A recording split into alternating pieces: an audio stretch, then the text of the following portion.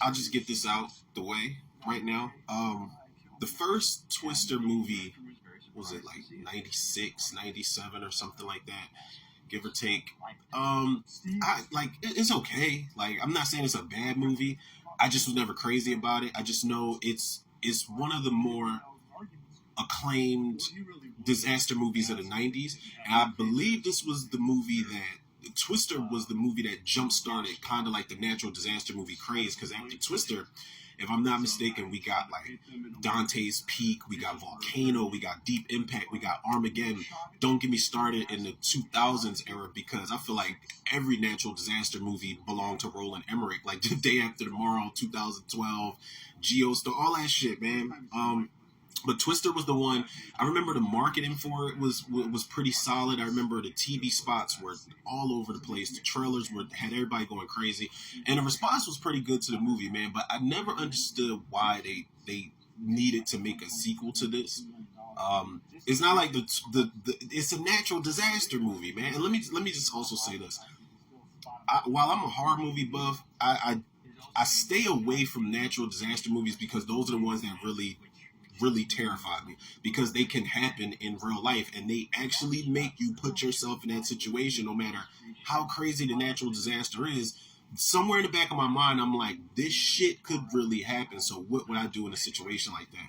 But I never would have asked myself, like, yeah, what would I do if the Twisters returned 20 some odd years later? Like, I didn't give a shit about a sequel idea. And while I didn't like the first movie, I mean, it's not that I didn't like it. While I'm not crazy about the first movie, like I kind of cared about those characters, man. Like I like that Bill Paxton and Helen Hunt.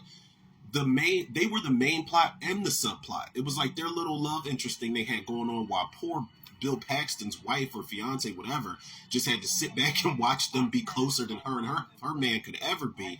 You know, Sean Whalen and Philip Seymour Hoffman, even the side characters were pretty interesting in that movie. The problem with this movie is, while I feel like it's an unnecessary sequel, I just don't care about these characters, man. I don't care about these characters. I don't care about this town. Y'all are doing stupid shit. This new guy, Glenn Powell or whatever his name is. I'm not sure what he was in. I want to say he was in Top Gun or the Maverick or something like that. Somebody in the comments correct me if I'm wrong, but I'm not going to trust you with my life in the midst of the Twisters in general, because you got your fucking cowboy hat on. You want to be the Twister Wrangler. It's insane. Like, these people are the ultimate Suicide Squad. I mean, listen, if I can give this movie credit where it's due, this movie did exactly what it was supposed to do in the visual department. The visual effects in this movie are really good. The Twister sequences are really good. There's a moment where we kind of get a rip out of it's another disaster movie. One of the last ones I actually enjoyed for the most part. We get a rip out of the movie Into the Storm, where I think the Twisters are ripping through like a power plant or something like that, and then you see like the explosions kind of swirl up. And I felt like Big Boy from ATL, and I'm like, I know that ain't who I think it is, because I'm looking at the fire swirl up in the Twisters, and I'm like, yes, please give me fucking Twisters on fire, please. Short-lived, but I loved that effect, man. It's something so just crazy and insane about a Twister that is just fire-based, man. I thought that was badass. If it's one, not even a person, but if it's one thing I feel bad for in this movie, it's not the townspeople, because y'all should have got the fuck up out of there from the rip. It's not the people that are chasing the storm. It's that poor movie theater, man. That poor movie theater in the third act, man. The movie theater was just minding its business. They were showing, I think, Frankenstein. They had a poster of the original Frankenstein that they highlighted for a second. And then the theater just gets fucked up. It's a little intact at the end, but the town is in bad shape after this, man. I can see why the main character is trying to leave at the end. I don't even remember if she was just in town for that specific reason for the Twisters, but she's getting the fuck out of Dodge at the airport. And I'm not gonna lie, man, this movie wasn't amazing, but I laughed my ass off at the ending, man, because you got the fake ass. I feel like Chris Evans was supposed to play, fake ass Tornado Wrangler Joe and shit in this movie, because Chris Pratt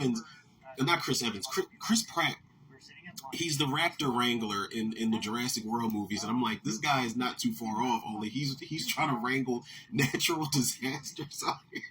But I laughed my ass off, man, because the girl, you got the girl going to the airport about to go home. You got Anthony Ramos, who I actually really liked in this movie, and I'm really more so a fan of him because I saw him. I think I first saw him in Transformers. What was it? Rise of the Beast. He was really good in that movie. So I was rooting for him here, but he makes some dumbass decisions as well. There's a chance where him and the new Superman, David Cornsweet, they got a chance to like go wherever they're going, and he's just like, no, man, we got to save these townspeople, man. No, self-preservation. I'm sorry, I'm not that. I'm not that. If it's a natural disaster, if you are not my child, my woman, or any of my immediates, self-preservation is a thing for me. I'm not coming back to save the townspeople. You got me fucked up, man, because I know the townspeople ain't coming back for me. But God bless Anthony Ramos' heart in this movie. But there is a scene at the end where he's kind of like telling the tornado wrangler, like, yeah, man, come on, man, she's leaving, like, it's over, the movie's done, type of shit. But then the guy's about to get his truck towed, so he puts those like drills into the ground at the airport just to chase after this girl, and Anthony Ramos like kind of cheers him on. He's like, "That a boy, go get her," type of thing. And then they see that it's like a storm warning, and then they walk off, and they're hinting at the fact that maybe there's going to be a part three. I don't think we need a part three. I don't think we even needed a part two. Like I said, visually, this movie delivered, man. If you like disaster movies, you like seeing shit get blown up, twisters at once type of thing, this shit delivers, man. I give it like a 5.5 out of 10, just based off the action sequences, the visuals alone. The opening, man, is it's like it's a natural disaster slasher movie at some point, because motherfuckers is getting snatched up into the storm or into the twister. Some girl gets like it's a piece of metal or something, like a big ass steel thing that just slams into her and just she flies off into the distance. There's a girl. There is one scene I cringed on, man. I never thought I would cringe during a disaster movie, but there's a scene where the girl gets cut on her leg, like something flies past her leg and just slices her shit, and it happens so fast. But she looks down at it like fuck. Like I'm telling you, that probably would have been the end for me. I'm getting swirled up in the twisters at that point, because as soon as I look down, I'm not gonna be able to move. I'm just gonna be in shock, and then I'm just gonna fly into the heavens. But this is I don't know, man. It's better than the first one. No, absolutely not. I think the first one was a thing for the time.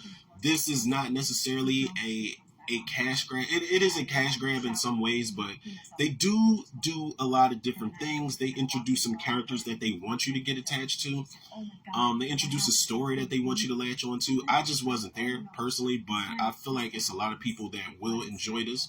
A lot of people hold the first one near and dear to their heart. I don't think you'll like this better, but this is definitely. I'm not gonna sit up here and act like this is not an entertaining disaster movie, or a sequel for that matter. It's not bad, but it's pretty unnecessary for the most part, which is why I can't give it more than like a 5 out of 10 or something like that. But yeah, it was entertaining, man. Check it out.